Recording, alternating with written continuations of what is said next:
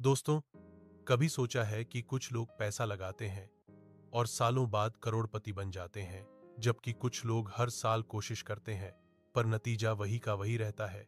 क्योंकि निवेश सिर्फ पैसे का खेल नहीं है, ये सोच का खेल है। आज हम बात करेंगे एक ऐसी किताब की जिसे निवेश की बाइबल कहा जाता है, द इंटेलिजेंट इन्वेस्टर। लिखी गई है बेंजामिन ग्राहम द्वारा, जो वॉरेन बफेट जैसे महान निवेशकों के गुरु माने जाते हैं। बफेट खुद कहते हैं, the intelligent investor is by far the best book on investing ever written.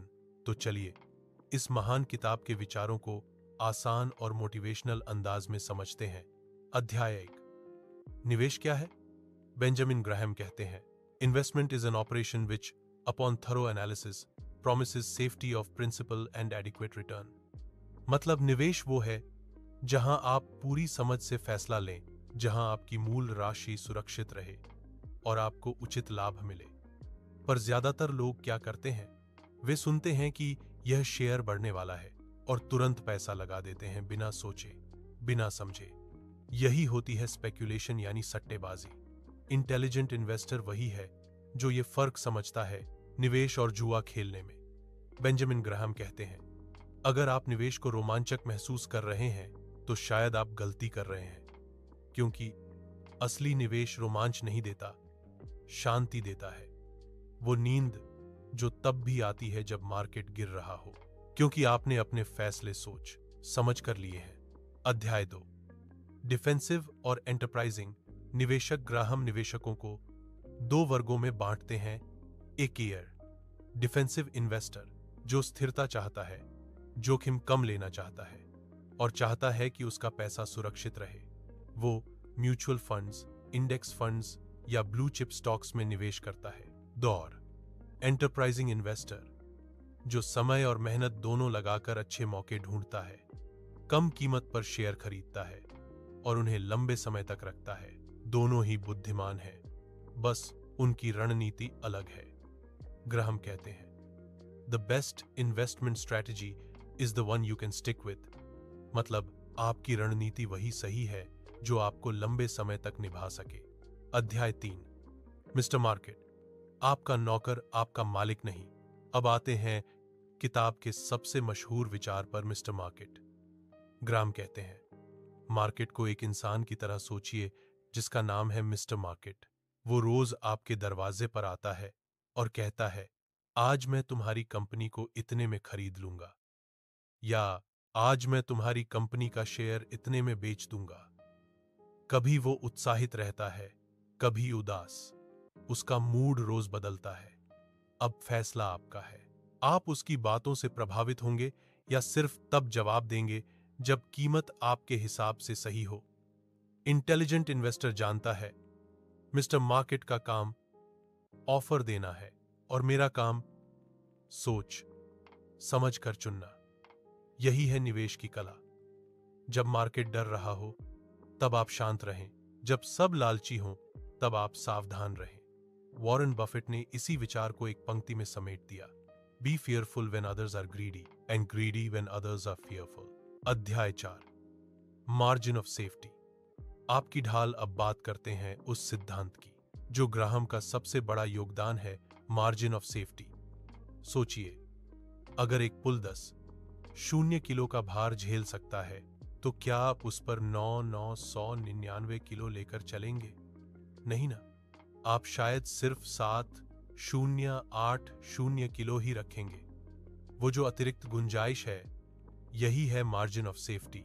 निवेश में इसका मतलब है किसी कंपनी की असली कीमत से कम दाम पर खरीदना। अगर किसी कंपनी की असली वैल्यू 100 है और आप उसे 70 में खरीदते हैं, तो आपके पास 30 की सुरक्षा है। अगर मार्केट गिरे तो नुकसान कम होगा। ग्राहम कहते हैं, The essence of investment management is the management of risks, not the management of returns. यानी निवेश का असली मकसद नुकसान को कम करना है, ना कि सिर्फ मुनाफा बढ़ाना।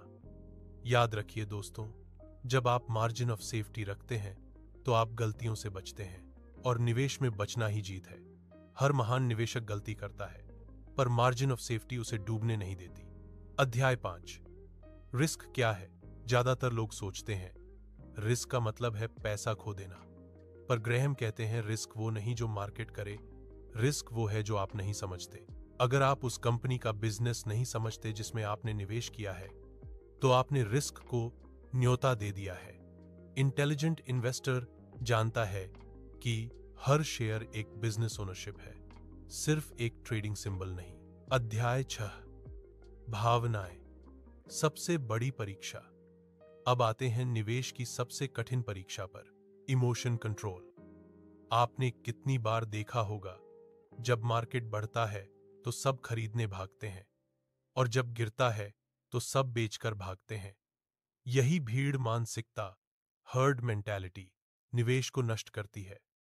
ग्राहम कहते हैं, the investor's chief problem and even his worst enemy is likely to be himself. मतलब, आपका असली दुश्मन मार्केट नहीं, आपकी खुद की भावनाएं हैं। जब मार्केट गिरता है डर लगता है, जब सब पैसा कमा रहे होते हैं लालच बढ़ता है। पर समझदार निवेशक वही है जो इन दोनों भावनाओं के बीच संतुलन रखता है। वो जानता है मार्केट की गिरावट खतरा नहीं, अवसर है, क्योंकि जब सब बेच रहे हों वही सही वक्त होता है खरीदने का। अध्याय 7, वैल्यू वर्सेस प्राइस। अब बात करते हैं एक बहुत महत्वपूर्ण फर्क की, वैल्यू और प्राइस। प्राइस वो है जो आप चुकाते हैं, वैल्यू वो है जो आप पाते हैं। कभी कभी कोई शेयर सस्ता लगता है, पर वो सस्ता इसलिए है क्योंकि कंपनी कमजोर है, और कभी कोई शेयर महंगा दिखता है, पर वो महंगा इसलिए है क्योंकि कंपनी मजबूत और भविष्यदार है।